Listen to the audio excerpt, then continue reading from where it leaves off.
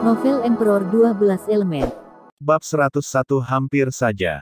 Di sisi lain, Gu Mei khawatir pada Evan karena sudah cukup lama berada di atas dan belum kembali turun juga. Karena khawatir Gu Mei pun ikut ke atas untuk melihat apa yang sebenarnya terjadi. Setelah sampai Gu Mei terkejut melihat Evan yang sedang meringkuk kesakitan. Evan. Gu Mei menghampiri Evan. Kau kenapa? Tanya Gu Mei khawatir sambil memegang pundak Evan yang sedang berlutut kesakitan. Menyadari kalau di tempat itu hanya ada Evan dan gadis yang dia lihat, Gu Mei pun bertanya pada gadis itu dengan marah. Apa yang kau lakukan pada Evan? Itu, Evan baru saja sembuh. Ucap Gu Mei marah. Walaupun begitu si gadis dingin tetap tak bergeming dan bersikap dingin. Mendengar ada keributan yang berasal dari ruang tahanan si gadis dingin, si Pak Tua dan si Paman langsung menghampiri. Ada apa? Kenapa dengan Evan? Tanya si Pak Tua ketika melihat Evan yang meringkuk kesakitan.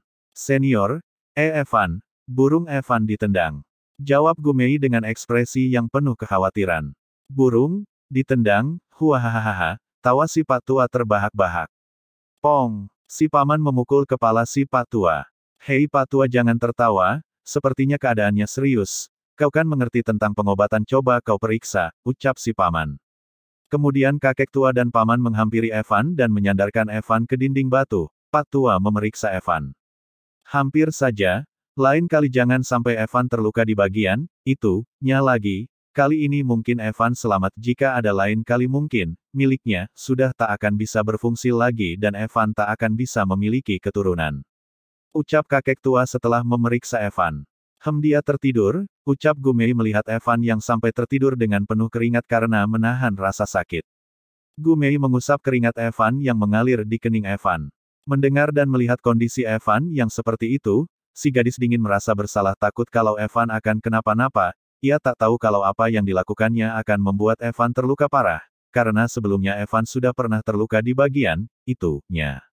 Si gadis dingin berjalan mendekat, namun Gu Mei langsung memarahi dan mengusirnya. Kau jangan mendekat, belum cukup kau membuatnya terluka seperti ini. Teriak Gu Mei memarahi si gadis dingin. Aku ingin merawatnya, aku tahu ini salahku, jadi biarkan aku merawatnya ya. Pinta si gadis dingin. Bagaimana aku tahu kalau kau sungguh akan merawat Evan dengan baik? Ucap Gu Mei tak mempercayai. Mendengar suara yang sangat ribut, Evan pun terbangun dan membuka matanya secara perlahan. Melihat Evan membuka matanya, bangun, semuanya pun senang. Evan kenapa kau sudah bangun?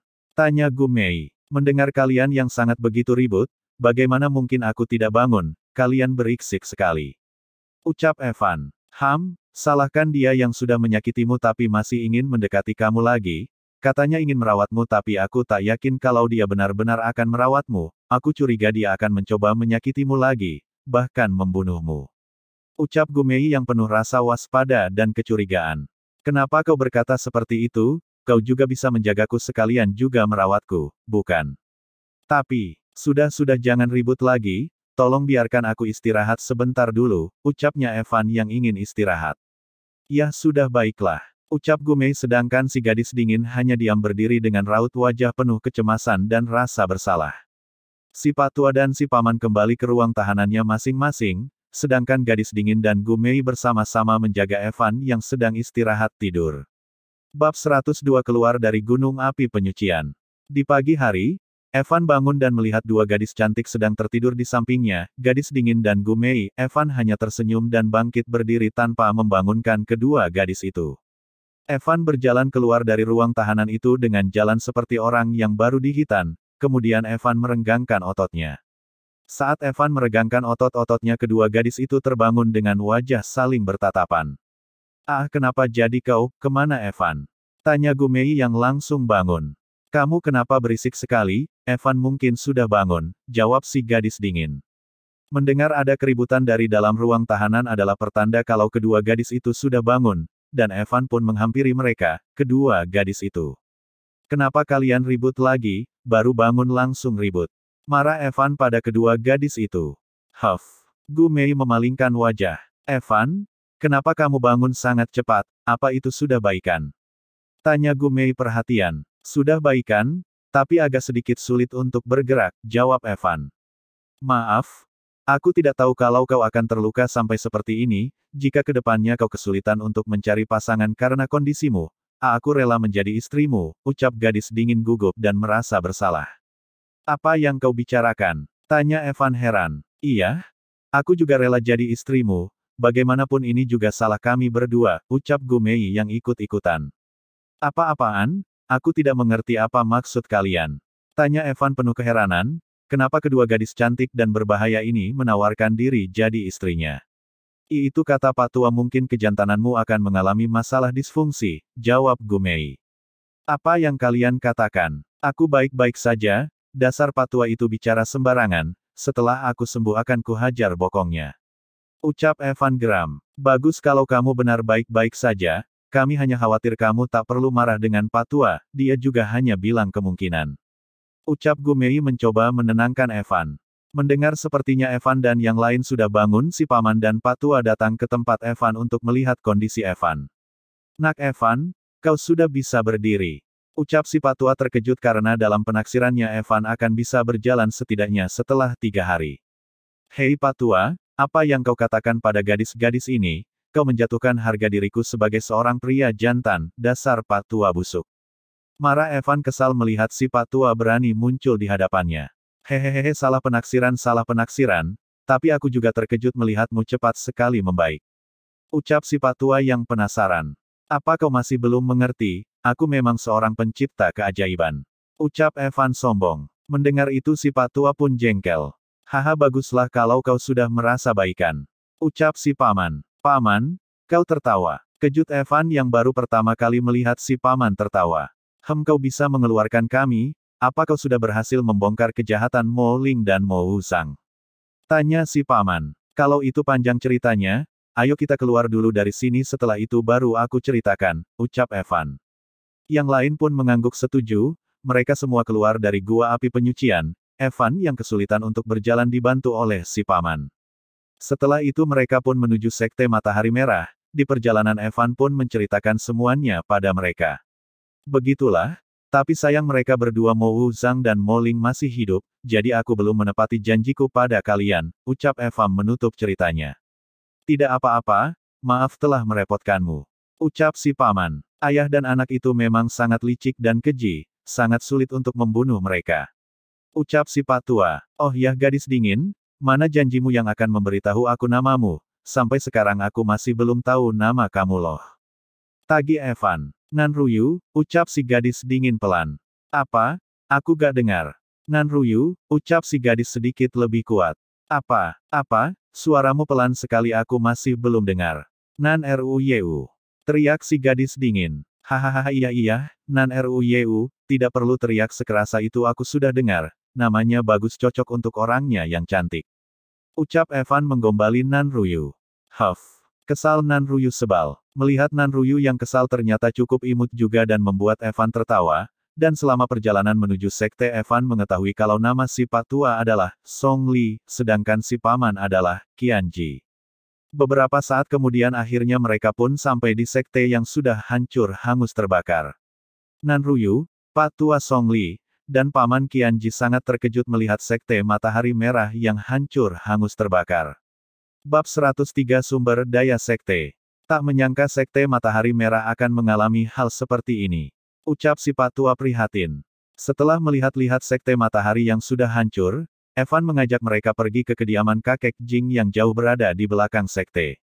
Setelah sampai ternyata kediaman kakek Jing itu tidak dihancurkan dan masih utuh seperti sedia kala. Kenapa di sini tidak dihancurkan oleh orang kerajaan? Tanya Nan Ruyu. Mungkin karena tempat ini sedikit jauh dari sekte, jadi mungkin mereka tidak mengetahui keberadaan tempat ini. Harimau kecil, Limau, yang mendengar kedatangan Evan dan teman-temannya, keluar dari balik semak-semak dan berlari menghampiri Evan. Limau. Evan menangkap harimau kecil. Evan, apa itu hewan peliharaanmu? Tanya Gu Mei. Yah, namanya Limau, sebenarnya Limau ini milik aku dan Ririn. Ucap Evan keceplosan. Ririn? Siapa dia? Kesal Gu Mei mendengar Evan menyebut nama wanita lain dengan sangat akrab. Aku belum cerita sama kalian kah? Ririn itu adalah teman wanitaku, dan masih banyak temanku yang lainnya, mungkin mereka sekarang berada di kota salju merah darah. Ucap Evan menjelaskan. Mendengar itu Gu Mei sedikit cemburu, begitu juga Nan Ruyu yang tak bicara tetapi selalu mendengar dan memperhatikan Evan. Sepertinya hubungan Evan dengan Ririn ini tidak hanya hubungan teman biasa saja, gumam Nan Ruyu. Kemudian Evan pun melanjutkan berkeliling sekte sambil menggendong Limau, hingga akhirnya mereka sampai di divisi murid bagian dalam. Sama seperti yang lainnya, di dalam wilayah divisi murid dalam juga dihancurkan dan dibakar, semua bangunan dihancurkan begitu juga dengan menara pagodanya. Merasa idak ada yang bisa diambil di tempat itu, mereka pun melanjutkan pergi ke bagian pusat tempat para murid elit dan tetua berada dahulu. Setelah sampai di sana juga sama saja sudah tak ada lagi bangunan yang utuh, semuanya hancur dan juga dibakar habis oleh orang kerajaan. Akhirnya Evan pergi ke ruang harta namun juga sama saja tak ada yang tersisa lagi, semua benda pusaka, senjata, dan kitab-kitab sudah tak ada yang tersisa. Sial, para anjing kerajaan itu tak menyisakan apapun sama sekali. Ucap Evan kesal. Evan, kau jangan kesal dulu, di sini memang sudah tak bersisa apapun, tapi masih ada satu tempat rahasia yang belum kita datangi. Ucap si Patua. Tempat rahasia. Ucap mereka bersamaan. Benar, tempat ini sangat rahasia, dan hanya kepala sekte lah yang tahu keberadaan tempat rahasia itu, dan juga membutuhkan token kepala sekte baru bisa memasuki tempat itu. Dan kamu punya tokennya sedangkan aku tahu tempatnya. Oh, kalau seperti itu kita jangan membuang waktu lagi, ayo kita langsung pergi ke sana. Ajak Evan. Teman-teman yang lain pun menaguk setuju dan pergi ke tempat rahasia itu dengan semangat dan penuh rasa penasaran. Dan akhirnya mereka semua sampai di tebing batu di belakang gunung, sekilas sangat terlihat biasa saja. Gunakan token milikmu untuk membuka formasinya. Perintah si Patua. Kemudian Evan menunjukkan token kepala sekte miliknya ke arah tebing tersebut, dan kemudian tebing tersebut membuka sebuah lubang teleportasi menuju ke suatu tempat. Melihat itu mereka pun sedikit terkejut, ternyata benar, di sini adalah jalan menuju tempat rahasia yang dikatakan oleh si Patua itu, batin Evan. Ayo masuk, ajak si Patua sembari masuk ke lubang teleportasi itu. Evan dan yang lainnya pun saling memandang dan akhirnya ikut masuk juga. Sesaat kemudian ternyata lubang tersebut berakhir di sebuah ruangan yang sangat besar yang berisikan dengan senjata, pil-pil kelas tinggi, bahan obat langka, dan banyak sekali kitab tingkat bumi, dan beberapa kitab tingkat langit. Waaah. Kagum mereka melihat banyak sekali sumber daya dan barang-barang berharga lainnya di dalam ruangan yang besar yang penuh kekayaan itu. Bab 104 Ruang Harta Rahasia. Wah, banyak sekali harta di tempat ini. Kagum Gu Mei dengan mata berkilau. Kau bukankah putri kaisar, mengapa sangat begitu bersemangat melihat harta yang hanya segini? Ucap Evan pada Gu Mei. Ayahku itu tak pernah membiarkan aku melihat gudang harta kami, jadi aku baru pertama kalinya melihat ada harta sebanyak ini. Jawab Gu Mei. Ternyata Kaisar Gu Tianxing tidak pernah memanjakan putrinya dengan harta, hahaha sungguh ayah yang kompeten. Batin Evan sambil melihat Gu Mei yang begitu bersemangat dengan harta. Evan, kau akan apakan harta sebanyak ini? Tanya Nan Ruyu. Tentu saja harus dibawa semuanya, jika sekarang tidak diambil dan kemudian diketahui oleh orang lain maka semua harta yang ada di sini akan lenyap tak bersisa. Jadi lebih baik kita bawa saja, karena semua ini adalah milik Sekte Matahari Merah, maka aku akan mengembalikannya kepada murid-murid Sekte Matahari Merah. Jawab Evan serius. Baiklah, kalau begitu ayo kita ambil semuanya dan bawa kembali kepada murid-murid. Ucap si Paman. Evan senang melihat teman-temannya begitu bersemangat, tetapi Evan juga sedikit memiliki kecurigaan pada si Patua Songli. Siapa Patua Songli ini? Kenapa bisa tahu tempat ini? Dan tak hanya itu, bahkan dia juga tahu semua detailnya. Batin Evan curiga sambil menatap si Patua. Patua, siapa kau sebenarnya? Tanya Evan dengan tatapan dingin yang penuh kecurigaan. Mendengar Evan mengucapkan perkataan yang mencurigai si Patua mereka pun kaget. Apa maksudmu Evan? Apa kau mencurigai si Patua? Tanya Nan Ruyu. Ya kenapa kau bertanya seperti itu, apa kau curiga pada senior Songli? Tanya Gu Mei ikut-ikutan. Aku tidak curiga apapun padanya, tapi aku hanya ingin mengetahui identitasnya yang sebenarnya. Aku tidak tahu kenapa dia bisa dipenjara tapi pasti ada alasan tertentu mengapa dia bisa dipenjara di pengasingan bukan, dan juga dia tak hanya mengetahui semua rahasia sekte bahkan dia juga tahu detail-detailnya secara rinci. Katakan siapa identitas kau sebenarnya, jika tidak jangan salahkan aku membunuhmu sekarang juga, ancam Evan memaksa. Tahu kalau Evan sudah menyadarinya si Patua Song Li pun mencoba untuk menjelaskannya. Hehehe ternyata kau sudah curiga, kau cukup jeli dan pintar pantas menjadi kebanggaan sekte Matahari Merah, aku sebenarnya adalah adik dari kepala sekte kalian, mengenai aku di penjara karena aku secara tak sengaja menemukan tempat ini, karena penasaran aku mencoba untuk masuk dengan mencuri token milik kakakku, tapi di saat aku sudah masuk ke dalam tempat ini aku ketahuan dan ditangkap, kemudian aku dihukum di pengasingan, untuk menjaga rahasia tempat ini. Ucap si Patua Song Li. Jadi seperti itu, maaf karena sudah mencurigai senior. Ucap Evan memberi hormat dengan wajah sungkan yang tersenyum, namun di balik itu Evan masih tetap tidak sepenuhnya percaya dan tetap waspada dengan si Patua Song Li. Hahaha ternyata hanya salah paham, sudah tidak usah tegang lagi, ayo kita bantu Evan mengumpulkan semuanya. Ucap Gumei mengajak penuh dengan semangat. Semuanya pun mengangguk setuju dengan senyuman, namun setelah semuanya berbalik badan dan fokus mengumpulkan harta, Evan kembali memasang ekspresi dinginnya yang curiga pada si Patua Song Li. Si Patua Song Li mengumpulkan kitab-kitab yang ada dan menyimpannya ke dalam cincin ruang. Bocah ini mulai curiga padaku, aku harus segera menyingkirkan mereka secepatnya. Batin si Patua Song Li melirik ke arah Evan. Di sisi lain, si Paman Qianji melihat perubahan ekspresi di antara Evan dan Patua Song Li, hingga membuat Paman Qianji harus waspada terhadap Evan dan Patua Song Li, karena tidak tahu siapa yang sebenarnya memiliki niat lain. Mereka pun mulai berpencar melakukan bagian tugasnya masing-masing, kemudian Patua Song Li pergi menuju ke sebuah pintu besar. Evan, semuanya, kemari. Panggil si Patua Song Li. Semuanya pun menghampiri dan berkumpul di depan pintu besar itu. Patua ada apa? Tanya Evan. Benar, mengapa kau memanggil kami kemari? Tanya si Paman Qianji.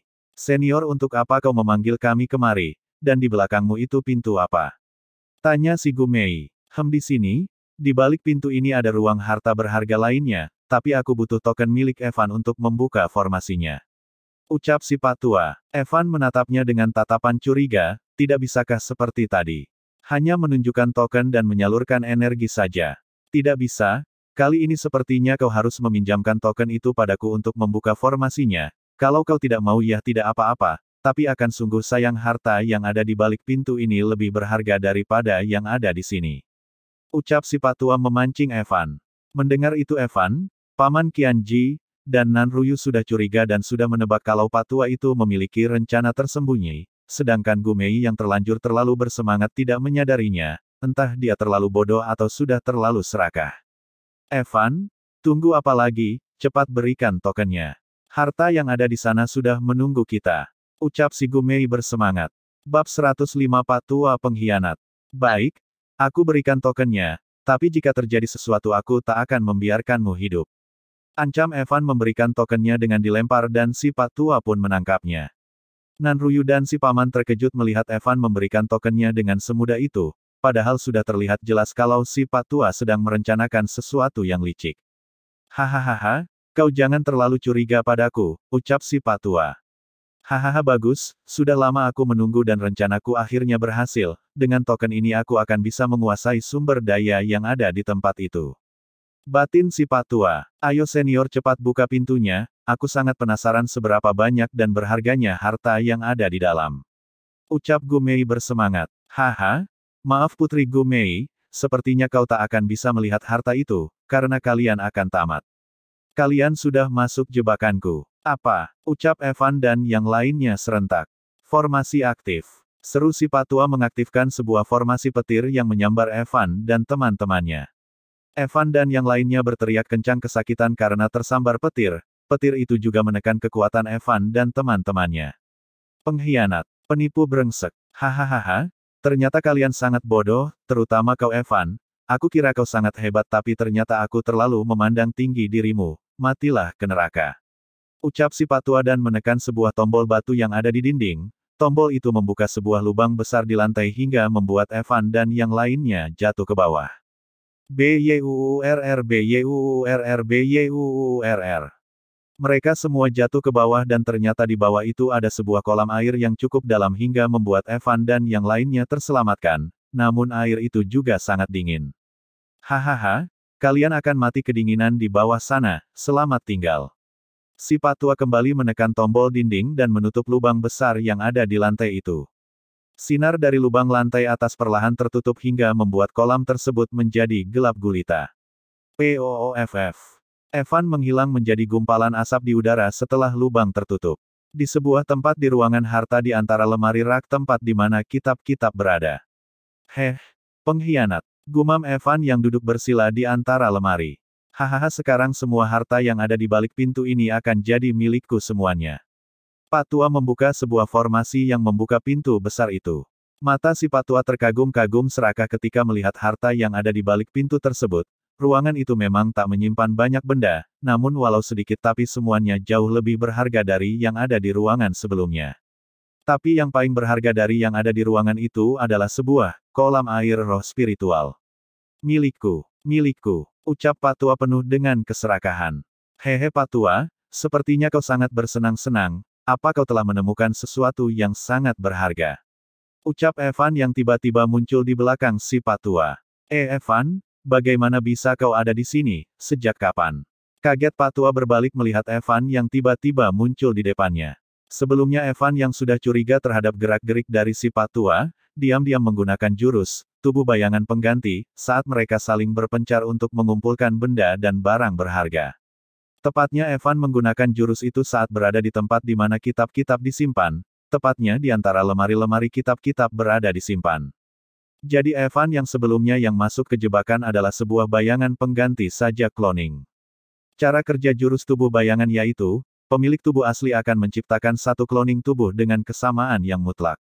Namun saat penggunaan jurus ini, jiwa Evan akan dipindahkan ke dalam tubuh cloning untuk mengendalikannya. Cloning akan menerima semua kekuatan dari si pemilik tubuh asli, jadi saat penggunaan jurus ini si tubuh asli harus disembunyikan dan dijaga ketat agar tidak ada yang mengganggu dan menyerang si tubuh asli. Jurus ini dapat dipatahkan apabila cloning mati atau Evan yang membatalkan jurusnya. Bila cloning mati karena bertarung atau terluka maka jiwa sang pemilik akan juga ikut terluka, dan saat jiwa yang terluka kembali ke raga atau tubuh yang asli maka raga atau tubuh asli akan ikut terkena dampaknya dan terluka. Nama jurus ini pernah muncul di chapter 5. Tapi karena jurus ini sulit dan jarang digunakan Evan karena cukup berbahaya, maka jadi jarang digunakan oleh Evan. Pengkhianat tak pantas untuk bertanya, langkah kilat surgawi. Ucap Evan mengeluarkan jurus yang dengan cepat langsung berada di hadapan si Patua yang licik.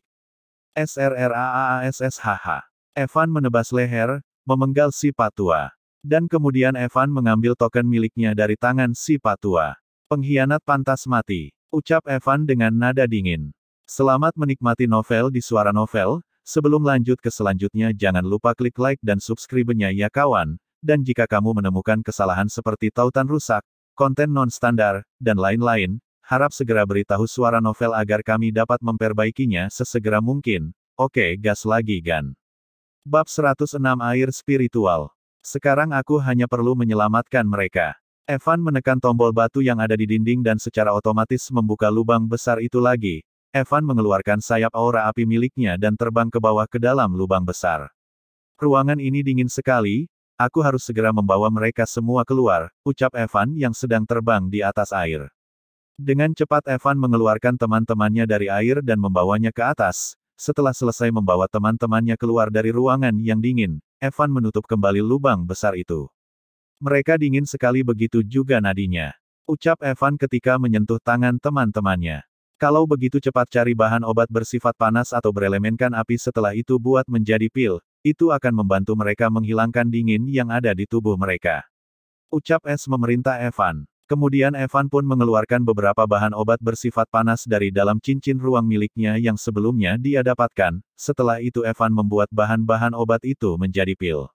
Beberapa saat kemudian Evan berhasil membuat pilnya sesuai dengan resep yang diajarkan oleh para elemen. Boom! Beberapa butir pil keluar dari dalam tungku alkemis dan Evan pun mengeluarkan sebuah botol pil dan secara otomatis pil-pil tersebut masuk ke dalam botol yang dikeluarkan Evan. Pil api penghangat jiwa, sudah selesai aku racik, sekarang hanya perlu memberikannya pada mereka. Ucap Evan sambil memegang botol obat dengan hanya ibu jari dan jari telunjuknya. Dan kemudian Evan menyuapi, memasukkan satu pil api penghangat jiwa ke dalam mulut mereka masing-masing. Sekarang hanya tinggal menunggu mereka sadar. Ucap Evan yang selesai menyuapi teman-temannya pil dan langsung bangkit berdiri. Sambil menunggu teman-temannya sadar, Evan kembali mengumpulkan semua harta yang ada di tempat itu. Di saat mengumpulkan harta di ruang harta rahasia, Evan menemukan sebuah tungku alkemis berwarna emas dengan corak 3 kepala naga di mulut tungku itu. Tungku ini bagus sekali. Ucap Evan kagum ketika melihat tungku emas 3 kepala naga.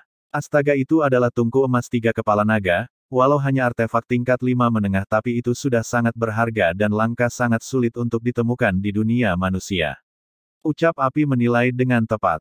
Jadi apakah tungku emas ini sangat berharga? Tanya Evan. Untuk sekarang sudah cukup berharga, tapi setelah kamu menjadi kuat dan mengeliling dunia melihat dunia luar, maka ini bukanlah apa-apa. Jawab Gelap. Hahaha, kalau begitu ini berarti barang bagus, daripada aku harus terus menggunakan tungku murahan milikku yang sudah bobrok. Ucap si Evan membandingkan. Evan pun memasukkan tungku emas 3 kepala naga ke dalam cincin ruangnya dan kemudian Evan pun lanjut menguras mengambil semua harta yang ada di sana, mau itu senjata, pil, bahan obat, jimat, kitab dan harta berharga lainnya. Setelah beberapa saat akhirnya Evan selesai mengambil semua harta yang ada di tempat itu hingga bersih tak bersisa. Semua ini sudah cukup untuk perkembangan dan kemajuan semua murid sekte. Setelah ini aku akan langsung bergegas pergi ke kota salju merah. Mereka semua pasti sedang menungguku, tapi bagaimana membawa semua air spiritual ini? Aku tidak mungkin meninggalkan sumber daya yang sangat berharga ini, pikir Evan bingung. Untuk apa kau bingung? Daripada kau tinggal lebih baik kau serap saja semuanya. Hanya sekolam ini saja tidak akan membuang waktu lama jika kau menyerapnya. Saut Api menyarankan. Benar juga, baiklah, setidaknya aku tak menyalahgunakan sumber daya sekte. Ucap Evan. Kemudian Evan pun melepas pakaiannya kecuali pakaian dalam, dan masuk ke dalam kolam air spiritual. Evan duduk bersila di tengah kolam yang cukup membuatnya menenggelamkan diri. Elemen air, serap. Setelah beberapa saat kemudian teman-teman Evan telah bangun dan sadar dari pingsannya. Has, di mana aku? Seingatku kami semua masuk jebakan si Patua dan jatuh ke dalam air yang sangat dingin. Setelah itu aku tak sadarkan diri. Ucap Nanruyu yang sadar lebih dulu. Kemudian Nanruyu melihat sekitarnya. Kenapa aku kembali ke sini? Gumam Nanruyu setelah melihat sekitarnya. Bab 107 melanjutkan perjalanan. Tubuhku kenapa terasa sangat nyaman, meridianku terasa lebih lancar dari sebelumnya.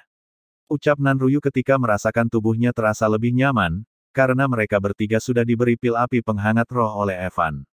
Kemudian Nanruyu bangkit berdiri dan melihat si paman dan Gumei masih pingsan, dan juga ia terkejut melihat mayat si Patua yang telah kehilangan kepalanya. Dan kemudian Nanruyu pun memukul-mukul pipi Gumei secara pelan untuk membuatnya bangun. Bangun, bangun. Ucap Nanruyu membangunkan Gumei dan seketika pun Gumei bangun dan perlahan membuka matanya. Ruyu, kenapa kita ada di sini bukannya kita tadi jatuh ke dalam air? Ucap Gumei bertanya ketika bangun. Aku juga tidak tahu, Evan juga menghilang dan Paman Qianji juga masih pingsan, kau bangunkanlah Paman Qianji, aku akan mencari Evan di tempat ini. Perintah Nanruyu sambil bangkit berdiri. Gumei pun menurut dan membangunkan Paman Qianji. Sedangkan Nanruyu akan mencari Evan. BOOMM. Baru saja Nanruyu ingin berbalik mencari Evan, terjadi sebuah ledakan di belakangnya dan Nanruyu pun langsung melihat asal dari ledakan itu. Haha, aku berhasil naik 1 level. Ucap Evan berdiri sambil mengepal kedua tangannya di kolam yang sudah kering terserap olehnya. Kemudian tanpa disadari Nanruyu datang ke tempat Evan berada dan melihat Evan dalam keadaan tak berpakaian. Mesum. Teriak Nanruyu setelah melihat Evan dan kemudian langsung berlari kembali ke tempat Gumei dan Paman Qianji berada. Hei tunggu, aku juga bukannya tidak menutupi itu bukan? Kenapa dia harus lari? Ucap Evan setelah ditinggal pergi. Di tempat Gumei dan Paman Qianji berada, Gumei yang baru saja membuat Paman Qianji bangun, melihat Nanruyu kembali dengan tergesa-gesa. Ada apa? Kenapa tadi kau berteriak? Tanya Gumei. Kenapa kau terlihat sangat panik? Tanya Paman Qianji yang baru saja terbangun. Itu aku. Dia tadi melihatku naik level hingga membuatnya terkejut, jawab Evan yang datang dengan sudah berpakaian seperti sebelumnya. Kau naik level, sekarang kau sudah di tingkat pencapaian apa? Tanya Gu Mei semangat. Yah, kau sudah di tingkat berapa? Kau sangat cepat membuat terobosan. Ucap si paman kagum. Aku sekarang sudah di tingkat jenderal level 6. Peningkatanmu sangat cepat, kau monster dari segala monster. Puji sang paman Qianji. Benar, kau sungguh sangat jenius. Puji Gu Mei. Hahaha, sudah jangan memujiku terus, nanti takutnya aku akan jadi besar kepala. Bagaimana keadaan kalian, apa sudah merasa lebih baik? Ya, keadaan kami sudah jauh lebih baik dari sebelumnya. Apa yang sudah terjadi?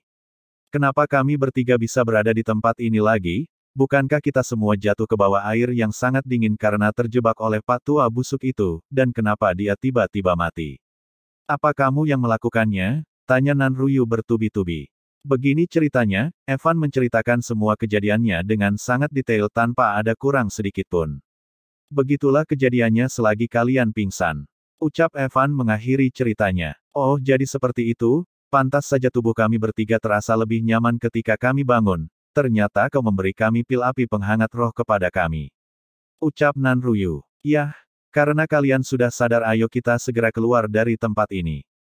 Ajak Evan. Kemudian mereka pun keluar dari tempat harta tersembunyi yang sudah kosong dan melanjutkan perjalanan mereka.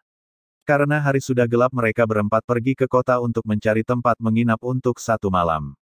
Di jalanan kota, Evan, kenapa kau harus memakai topeng, dan kenapa aku harus menyamar sebagai pelayanmu?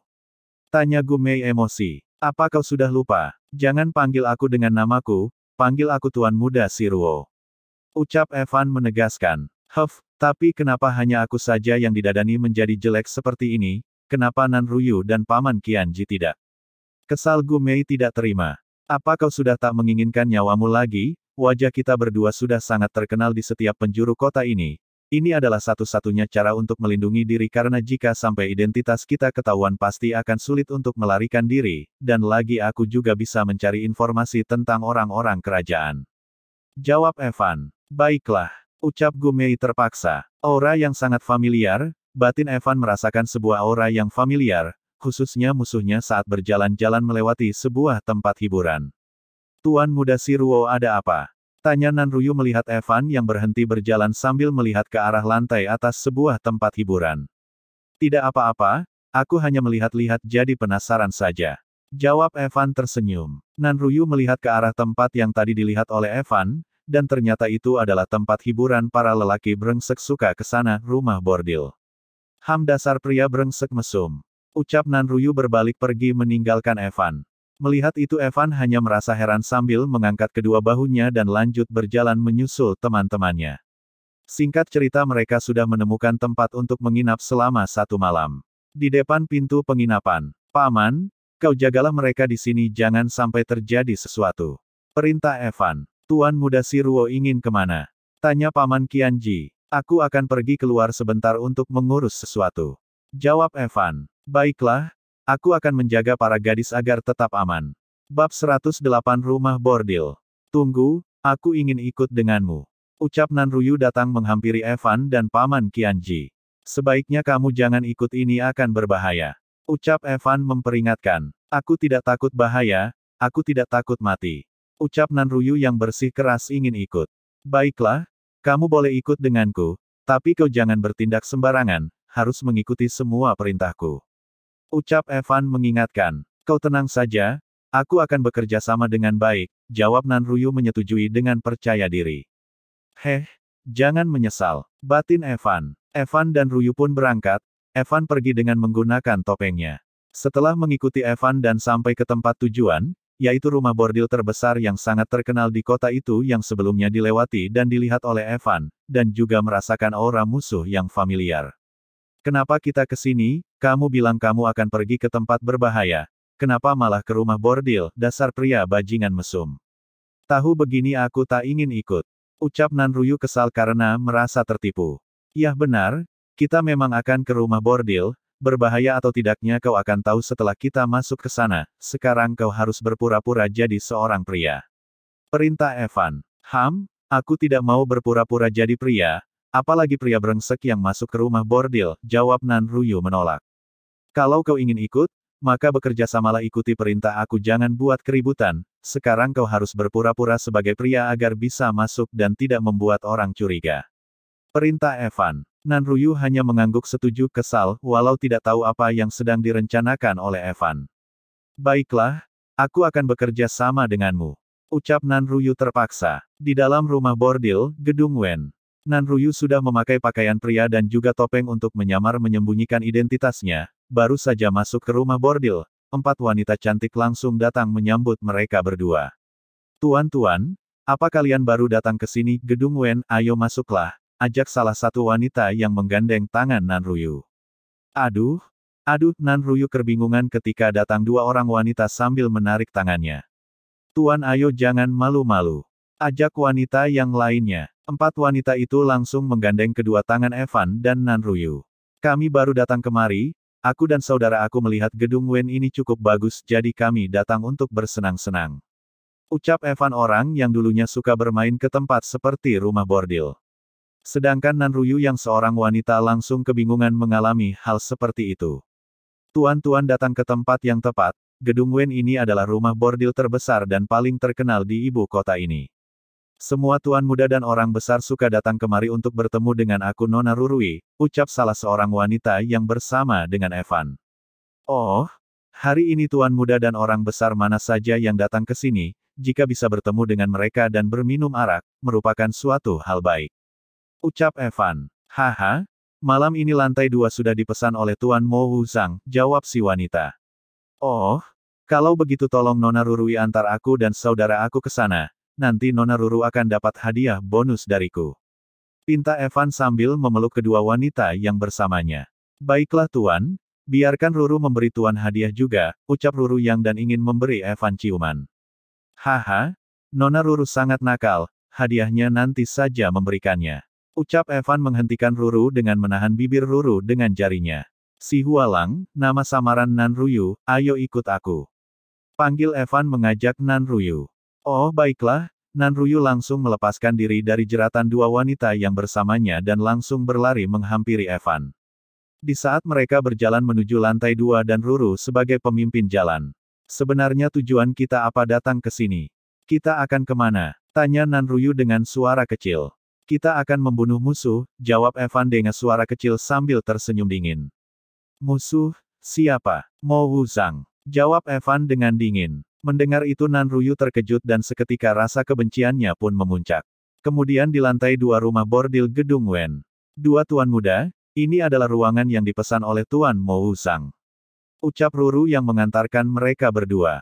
Terima kasih Nona Ruru, kamu baik hati sekali. Ini hadiah yang aku janjikan, ingat jangan beritahu kepada siapapun kalau kami berdua datang kemari, ucap Evan memberikan sekantong kecil tael emas sambil mengingatkan Ruru. Terima kasih tuan, saya pasti akan merahasiakannya dengan baik, ucap Ruru menerima uang yang diberikan oleh Evan dengan mata bersinar-binar. Bagus, ucap Evan sambil melambaikan tangannya menyuruh Ruru supaya pergi. Dan kemudian pun Ruru pergi dan tinggal hanya Evan dan Nanruyu yang sedang menyamar berada di depan pintu ruangan tempat Mo Wuzang berada. Kau siap? Yah, aku yang akan membunuhnya dengan tanganku sendiri, jawab Nanruyu. Baguslah, ayo masuk, ajak Evan sambil membuka pintu. Bab 109 Membunuh Pengkhianat Mo Wuzang, Tetua ke-6. Siapa kalian? Kenapa bisa masuk kemari? Tanya Mo Wuzang yang kesal melihat ada orang yang mengganggu kesenangannya bermain dengan wanita. Mo Wuzang tidak mengenali Evan dan Nanruyu karena mereka berdua sedang menyamar dan memakai topeng. Cekak, seorang tetua tapi suka datang kemari untuk bersenang-senang, sungguh contoh yang buruk untuk para muridmu, Tetua Mo Wuzang. Oh salah, atau lebih tepatnya anjing pengkhianat, ucap Evan yang datang memasuki ruangan. Siapa kalian berani sekali menyebutku sebagai anjing? Aku tidak kenal dengan kalian, ucap Mo Wuzang. Jangan banyak omong kosong lagi, segera selesaikan, perintah Evan. Matilah kau. Tanpa basa-basi lagi Nanruyu langsung menyerang Mo Wuzang. Hanya ahli silat di level 8 ingin membunuhku, masih belum cukup. Tangkis Mo Wuzang menahan serangan Nanruyu hingga membuat Nanruyu terpental mundur. Uhuk batuk Nanruyu memegang dadanya. Dia berada di tingkat jenderal level 1, aku tidak bisa mengalahkannya, ucap Nanruyu. Para wanita yang tadi bersama Mo Wu Zhang langsung diam ketakutan. Kalian keluarlah, jangan sampai kalian ikut terluka, perintah Evan kepada para wanita itu, dan para itu pun langsung melarikan diri keluar dari ruangan itu. Hahaha, ingin membunuhku. Kamu belum pantas. Tawa Mo Wu Zhang meremehkan. Puff, hei gadis dingin, yakin kau bisa membunuhnya sendirian, apa mau aku bantu? Tanya Evan yang berdiri di belakang Nan Ruyu. Apa kau tidak bisa lihat? Jadi apa kau butuh bantuanku? Kenapa masih bertanya? Apa kau mau melihatku mati? Ucap Nan Ruyu kesal. Cih, baiklah aku bantu kamu, gak usah langsung marah. Aku hampir melupakan keberadaannya, siapa dia? Aku tidak bisa melihat tingkatannya. Batin Mo Wu Zhang. Kalian berdua maju bersama pun kalian tak akan PLAAKK. Dengan cepat Evan berpindah tempat dan menghentikan perkataan Mo Wu Zhang dengan tamparan yang membuat Mo Wu Zhang terpental. BRRUAAKK. Wow, aku tidak menamparnya terlalu kuat kan, dia tidak langsung matikan. Ucap Evan setelah menamparkan dan melihat ke arah Mo Wu Zhang terpental. Beraninya kalian, ucap Mo Wu Zhang marah sambil berusaha bangkit berdiri. Melihat Mo Wu Zhang mati hidup, Evan pun tersenyum. Baguslah, ternyata belum mati. Dan setelah berkata seperti itu Evan berjalan mendekat menghampiri Mo Wu Zhang yang ingin bangkit berdiri. GREEP. Evan menjambak rambut Mo Wu Zhang. Mo Wu Zhang, bukankah tadi kau ingin mengetahui siapa kami? Baiklah akan aku tunjukkan, ucap Evan membuka topengnya. Evan, ucap Mo Wu Zhang terbelalak kaget ketika melihat wajah orang yang ingin membunuhnya adalah Evan. Hehehe, kenapa, apa kau terkejut? Tanya Evan tertawa sambil menjambak rambut Mo Wu Zhang. Bukankah kau masuk ke hutan kematian? Kenapa kau belum mati? Di mana Jenderal Tong? Tentu saja aku tidak akan mati, dan mengenai Jenderal Tong kalian itu, dia sudah mati di tanganku. Jawab Evan. Apa? Tidak mungkin. Kenapa tidak mungkin? Gadis dingin, cepat bereskan sebelum ada orang datang ke sini. Perintah Evan menyuruh Nan Ruyu dan melepas jambakannya dan kemudian memberikan Nan Ruyu sebuah pedang. SRING, Nan Ruyu menarik pedang yang diberi Evan dari sarungnya dan bersiap memenggal kepala Mo Wu Zhang dan langsung mengayunkannya. CRRAASSHH. Darah keluar dari pangkal leher Mo Wu Zhang yang sudah terpisah dengan kepalanya. Kak, lihatlah, aku akan membalaskan dendam kamu satu persatu. Batin Nan Ruyu mengingat kakaknya dan kemudian mengembalikan pedang milik Evan. Jangan membuang waktu lagi, ayo kita pergi. Mungkin akan ada orang yang datang ke sini. Ucap Evan. Dan kemudian mereka pun kembali ke tempat penginapan mereka, dan Nan Ruyu pun sudah berpakaian normal seperti biasanya. Di penginapan, Paman, bagaimana keadaan Putri Gu Mei? Tanya Evan pada Paman Qianji yang sedang berjaga. Dia baik-baik saja, mungkin sudah tidur, jawab Paman Qianji. Baguslah kalau seperti itu. Kemudian Evan mengantarkan Nan Ruyu ke kamarnya. Di depan pintu kamar menginap Nan Ruyu. Terima kasih sudah membantuku membalas dendam. Ucap Nan Ruyu. Tidak masalah, aku juga memiliki dendam dengan Mo Wu Zhang, jadi sudah seharusnya aku membantumu juga membunuhnya, jadi tidak perlu berterima kasih, jangan sungkan. Ucap Evan. Kap, Nan Ruyu berjinjit dan mencium pipi Evan dan hingga membuat Evan terkejut. Itu adalah hadiah terima kasih dariku, jangan sungkan, ucap Nan Ruyu sehabis mencium Evan. Kemudian Nan Ruyu pun langsung pergi dan masuk ke dalam kamarnya dengan wajah yang merona. Apa yang tadi aku sudah lakukan, memalukan sekali. Batin Nan Ruyu menjatuhkan tubuhnya ke tempat tidur dan menutup wajahnya yang merona dengan selimut. Sedangkan Evan yang masih berada di luar hanya memegang pipinya yang habis dicium dan Evan pun hanya tersenyum. Di sisi lain di kediaman tetua Molin. BAJINGAAN, siapa yang sudah berani membunuh anakku? Cepat cari tahu siapa pembunuhnya. Bawa ke hadapan aku hidup ataupun mati. Aku ingin melihatnya, perintah Mo Ling marah ketika mendengar kabar bahwa anaknya telah mati terbunuh oleh seseorang di dalam rumah bordil Gedung Wen. Baik, ucap para suruhan Mo Ling serentak. Bab 110 sampai di kota salju merah darah. Singkat cerita, di pagi hari Evan dan teman-temannya melanjutkan perjalanan mereka. Untuk mempersingkat waktu perjalanan mereka, Evan dan teman-temannya menaiki kuda menuju kota salju merah darah. Namun ketika tidak berapa lama mereka keluar dari kota itu, mereka dihadang oleh Mo Ling dan orang-orang suruhannya. Sepertinya akan ada orang yang mencari mati, ucap Evan menyadari akan kedatangan para musuhnya. Evan dan teman-temannya masih dalam penyamaran mereka. Dan benar saja para musuh langsung datang menghalangi mereka di tengah jalan, yaitu Mo Ling dan para suruhannya. Oh, ada masalah apa Tuan menghalangi jalan saya? Aku tidak pernah mencari masalah dengan Tuan. Ucap Evan dengan santai menyambut kedatangan Mo Ling dan para suruhannya. Jangan berpura-pura tidak tahu apa-apa, kau dan temanmu telah membunuh anakku, kalian tidak akan aku biarkan bisa pergi dari sini hidup-hidup. Ucap Mo Ling kasar penuh amarah. Mendengar sudah ketahuan Evan pun turun dari kudanya. Karena kau sudah tahu maka tak perlu berbasa-basi lagi, matilah. Ucap Evan menyerang. Tinju Dewa gerakan kelima, tinju ombak. Evan menyerang dari tempatnya berdiri dan dalam sekejap semua orang suruhan yang dibawa oleh Mo Ling lenyap mati seketika. Melihat itu Mo Ling sangat terkejut dan gemetar. Gerakan jurus itu aku pernah melihatnya, kau adalah Evan. Ucap Mo Ling dengan wajah ketakutan. Ternyata kau mengingatnya, sungguh sayang sekali. Dengan langkah kilat surgawi yang cepat Evan seketika langsung berada di belakang Mo Ling dengan pedang sudah siap menggorok memotong, menebas leher Mo Ling. Kau, bagaimana kau masih hidup setelah masuk bersama dengan Jenderal Tong ke hutan kematian, di mana Jenderal Tong? Jenderal payah itu sudah mati di tanganku. Dan pengkhianat seperti kau dan anakmu pantas untuk mati. SRRAASSHH. Evan memotong leher Mo Ling dengan pedangnya. Setelah memotong, pedang Evan yang penuh dengan darah kembali dimasukkan ke dalam sarung pedangnya. Mereka teman-teman Evan hanya bisa melihat dan menyaksikan perbuatan Evan sambil tersenyum. Evan berjalan menghampiri teman-temannya. Ayo, jangan menunda waktu lagi, ajak Evan untuk melanjutkan perjalanan. Dalam perjalanan Evan mereka selanjutnya sudah tidak ada lagi hal-hal yang menghalangi mereka. Singkat cerita mereka telah sampai di depan pintu gerbang kota salju merah darah, dan terlihat pula penjagaan kota yang sangat ketat di gerbang penjagaan. Berhenti di sana, dari mana kalian berasal? Tanya seorang prajurit penjaga gerbang. Evan membuka topengnya. Aku Evan, apa kalian sudah tidak mengenali aku lagi? Evan, ucap para penjaga terkejut dengan ekspresi senang ketika melihat wajah Evan. Wakil Komandan Wolf, pemimpin sudah kembali. Ucap salah seorang prajurit bayaran serigala yang melapor pada Wolf. Komandan pemimpin pulang, ayo ikut aku menyambutnya langsung di gerbang kota. Perintah Wolf mengajak para bawahannya. Sesudah Evan memasuki ke kota salju merah darah, Evan langsung disambut oleh para prajurit penjaga kota salju merah darah maupun prajurit bayaran serigala. Memberi hormat pada Komandan Topeng Perak Evan. Ucap para prajurit memberi hormat kepada Evan yang sedang berada di atas kuda. Komandan, akhirnya kau kembali, kami semua sudah menunggumu kembali sejak lama.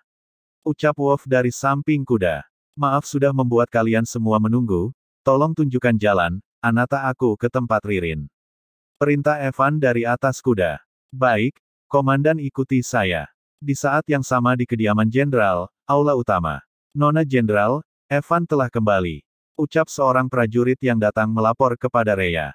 Reya yang sedang berdiskusi bersama dengan Qin San, Luo Bai, Tang Chen, Chu Xian, Ran Ran, dan Lu Rao Rao terkejut mendengar kabar itu dan begitu juga dengan yang lainnya ikut terkejut. Dia sudah kembali. Di tempat lain tempat tinggal Silin, kamar tempat Silin berlatih. Kaksi, kakak besar sudah datang. Sekarang kakak besar sedang menuju ke tempat kakak ipar. Ucap anak buah bawahan Silin yang datang melapor. Mendengar itu Silin langsung membuka matanya. Kakak besar akhirnya kau kembali, ucap Silin dengan tersenyum. Di kediaman Jenderal tepatnya tempat Ririn dan Cao Cao tinggal. Di kamar Ririn, terlihat Ririn yang sedang menangis sambil merajut menjahit sebuah kain. Ririn, Evan sudah datang kembali ke kota, sekarang sedang menuju kemari. Ucap Qin Yun yang datang memberi kabar dari balik pintu kamar Ririn. Mendengar itu Ririn seketika berhenti menjahit. Evan akhirnya kau pulang, ucap Ririn dengan suara lemah lembut. Apa, Kak Evan sudah kembali? Ucap Cao Cao yang datang menghampiri Qin Yun, yang Cao Cao baru saja selesai berlatih dari halaman belakang kediaman Jenderal. Benar, Kakak Evan, Cao Cao sudah kembali. Sekarang sedang berjalan menuju kemari. Jawab Qin Yun pada Cao Cao. Yey, Kak Evan akhirnya pulang. Ucap Cao Cao bersemangat. Kabar kepulangan kembalinya Evan menyebar dengan cepat ke seluruh penjuru kota. Setelah mendengar kabar masing-masing dari mereka semua langsung datang ke tempat Ririn tinggal untuk menyambut kedatangan kepulangan Evan.